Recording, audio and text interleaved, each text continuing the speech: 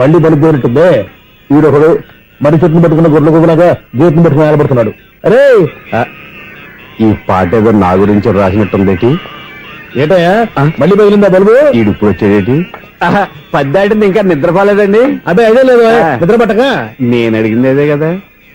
ఏటయ్యా gate నుంచి బయటకు చూస్తావు? గేట్ నుంచి ఎవరన్నా వచ్చేస్తారేమో అని.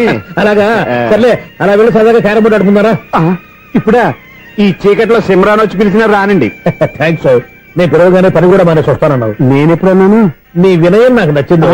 వచ్చే నెల నుంచి నీకు 50 రూపాయలు జీతం పెంచుతున్నాడు అంతే. 50 రూపాయలు జీతం పెంచినారా? చాలా థ్యాంక్స్ అండి, థ్యాంక్స్. సరేనా? ఇప్పుడు ఈ చీకట్లు ఎలా వెళ్ళాలి? ఏంటయ్యా కొనుక్కుంటావు మళ్ళీ? ఏమి లేదండి, మీరు రేడియో పట్టుకోండి, నేను ఈ గేట్ వేసి వచ్చేస్తాను. రేడియో నేను పట్టుకోవాలా?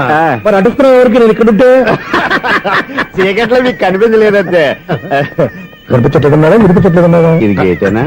అది కాదు, రేడియో ఆన్ చేసుకోవచ్చుగా, పాత పాటలు వస్తాయి.